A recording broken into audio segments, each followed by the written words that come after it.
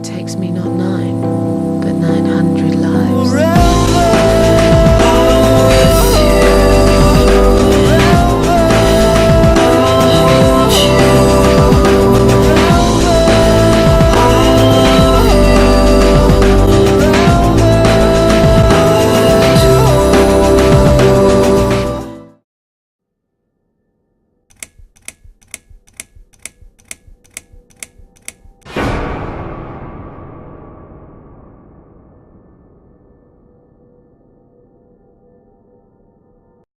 Yes, I do enjoy fine art. Thank you for noticing. There's a certain raw beauty to it that modern painters often fail to recreate. I always wanted to be an artist myself, but it'll be a long time before I can call myself that. I often say that patients are my canvas, but my job is more about restoration. Obviously, I look at the damaged human minds and bring them back to their former beauty. I'm sorry, I'm probably boring you. No, it's not that. It's just... It's been a difficult couple of days. I'd really like to go home. Of course, and go home you will. As soon as we've done this little assessment, okay, you probably know how it works. I've read in your file you used to be a nurse. Yes, I know very well how it works. You want to check if I'm nuts. Well, I wouldn't use that expression, obviously. But yes, we have to make sure you're safe and figure out how to help you. Also, as a nurse yourself, you know there's always paperwork involved. These forms won't fill themselves. Honestly, Susan, you have nothing to worry about. This is just a formality. I could tell straight away that you are not nuts. Fine. What would you like to know? I will answer all your questions. Then I'll go home, take a long shower, and catch up on sleep. Wonderful. Let's see then. Where do we begin?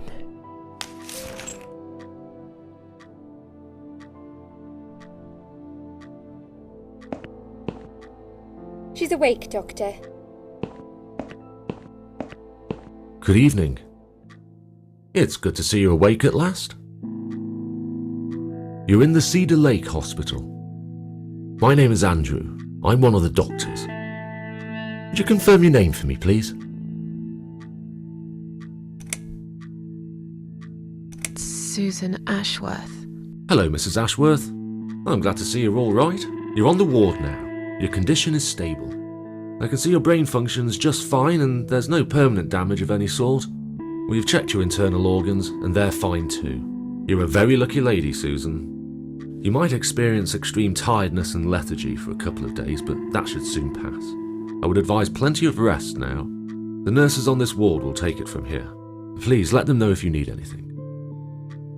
Take care, Mrs. Ashworth. Please, don't try to speak. What did you say? Don't worry, Mrs. Ashworth. Your arm is fine. No. There was nothing wrong with your arm, darling. Now calm down. Would you like me to get you some water? Let me get you a drink. I'll be back in a second.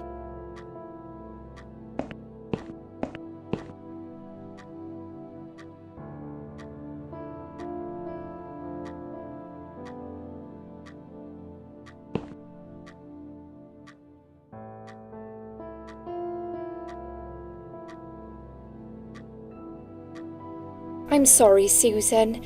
Did I wake you? I have to take your blood pressure. 2 seconds and I'm gone. My name is Liz, by the way. I'm sorry. I know this isn't very nice. Believe me, I hate waking people up just for this. But being a nuisance is part of my stupid job, unfortunately.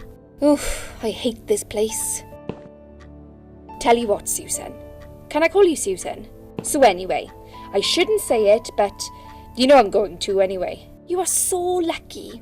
It's crazy. You doing what you'd done, and her walking in, seeing what she saw.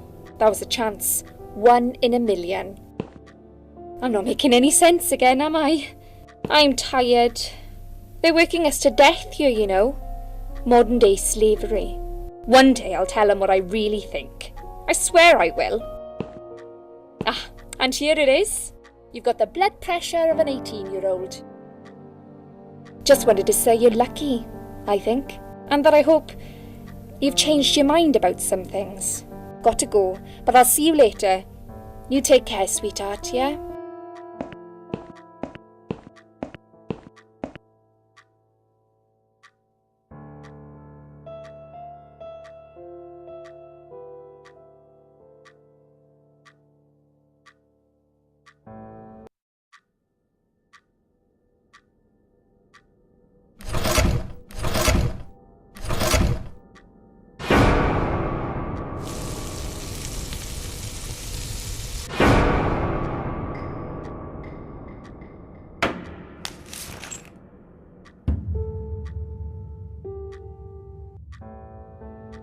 Bad dream?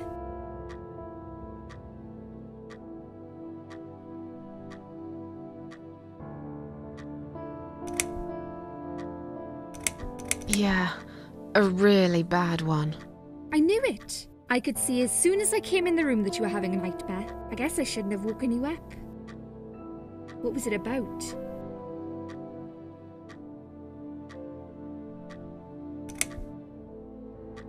I can't remember. It's just like that sometimes, isn't it? You just have this weird emptiness in your head. The harder you try to remember, the worse it gets. Maybe it's better though. Try to remember the good things, Suzanne. Forget the bad ones. At least for now. I get nightmares too. I get them, and I can't wake up. Or sometimes I dream that I'm falling. Those are strange dreams. Because I think I like them. I keep falling, but I never fall, if you know what I mean. Never hit the ground. Never. What happened to me? Well, how much do you remember? I took some pills, and I fell asleep in the chair. I remember how the room kept spinning around me slowly. I felt so calm, and then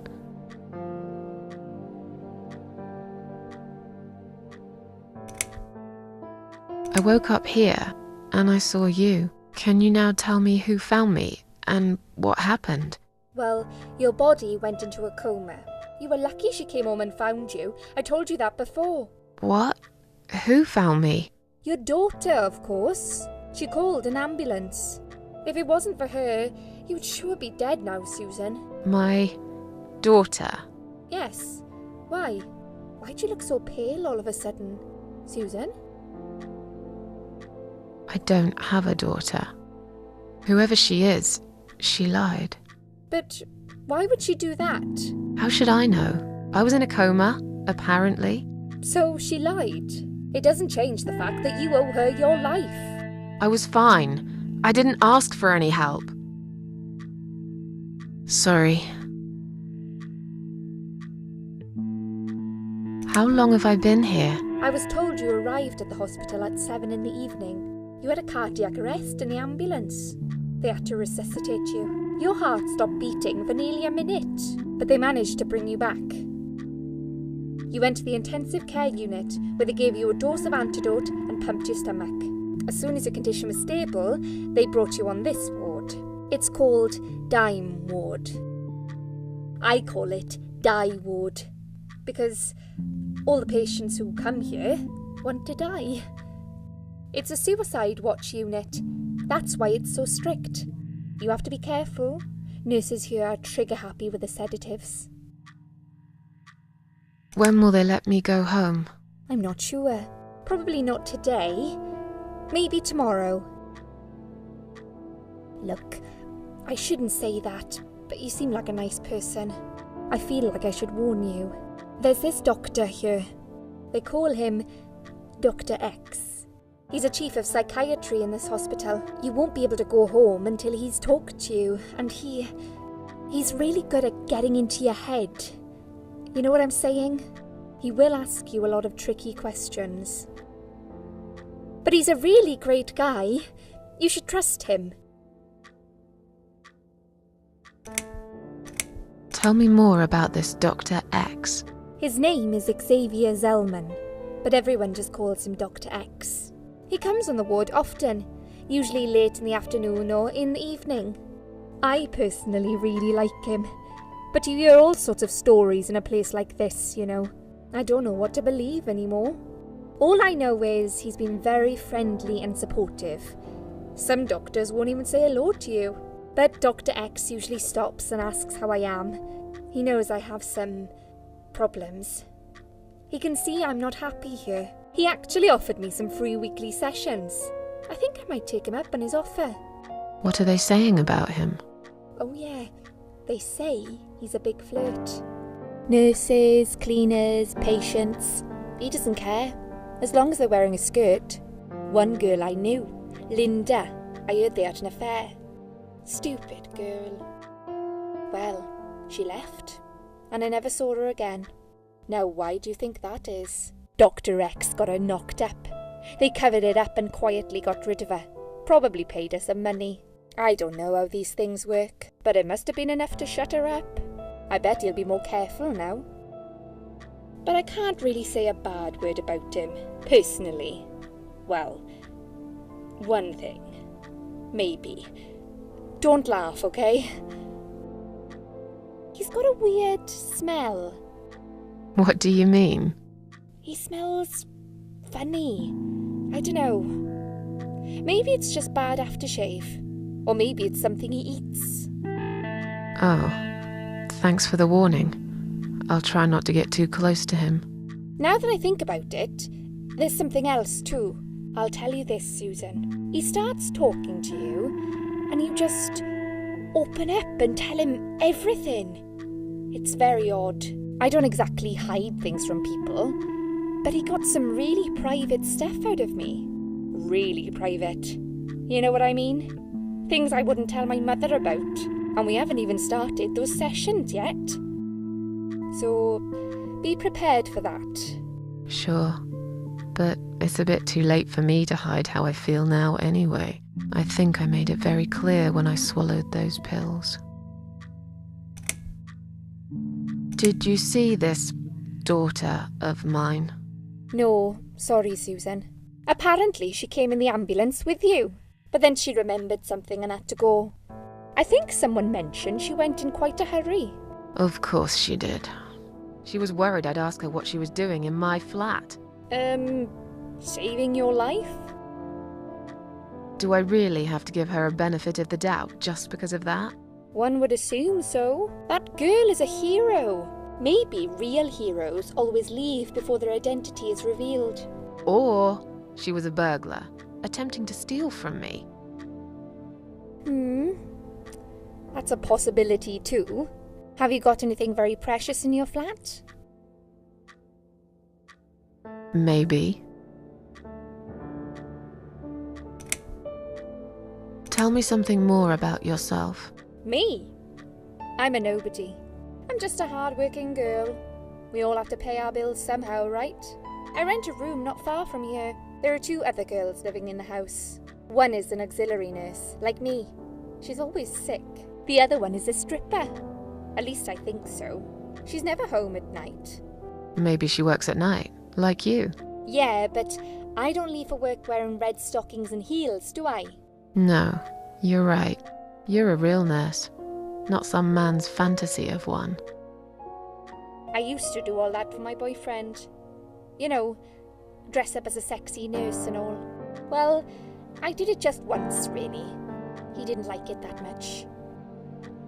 He didn't like me that much either. Broke up with me last Valentine's Day. Of all the days, he chose that one, eh? He never told me why, but I don't care anymore. I'm tired. Let me sleep now. Fine. I'll see you again. Be careful who you trust here, Susan. They will be watching you. How do I know you're not one of them? You don't. But do I really look like a bad person to you? I don't know. Maybe not. I'll see you tonight. Remember what I said. Dreams are just dreams. But when they turn into nightmares, it's good to have someone there to pinch your arm and wake you up, right?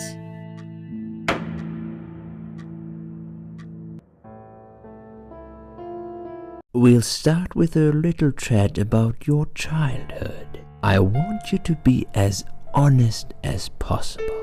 It's important if we want to get to the bottom of your problem. Count to 10 and tell me when you're ready, Suzanne. This isn't all about whether you're nuts or not, like we said before. It's about finding what has caused how you're feeling now and creating a working solution. In order to achieve that, I need to get to know you better.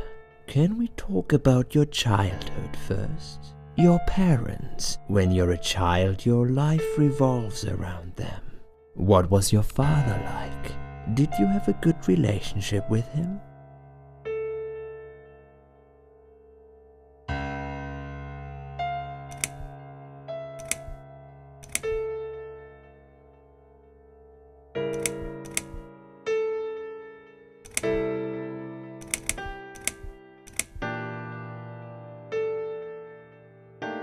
I was brought up without a father. I understand he wasn't there when you were growing up. Can you tell me why? What happened to him? He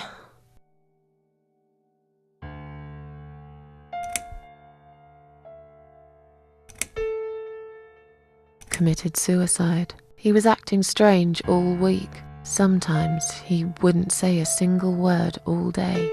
Then he'd get very angry all of a sudden. Always about something silly that didn't really matter. I was 8. My 9th birthday was in a month. We had a gun in the house, a rifle. It was in a box on top of the wardrobe, so I couldn't reach it. I wasn't even supposed to know about it, but I did. I woke up one night when I heard some strange noises. I sneaked up to the living room and saw my father take the rifle out of the box. I followed him as he went downstairs to the cellar.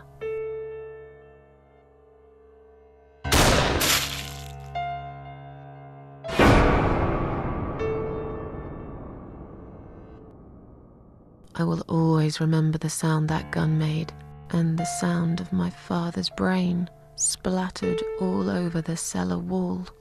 A tragic event indeed, especially for a child to witness. Let's talk about your mother now. What was she like? Would you care to tell me about her? I can't complain. My mum was great. She did her best to make up for the loss of my father. Me and her, we were like best friends, like soulmates. We did everything together. She passed away 7 years ago. Her forever broken heart finally gave up. But she did give me a wonderful childhood, despite everything that happened. I will always love her for that. Okay, I'm beginning to get a better picture. That's enough about your parents for now. Let's take 2 minutes and we will talk about something else.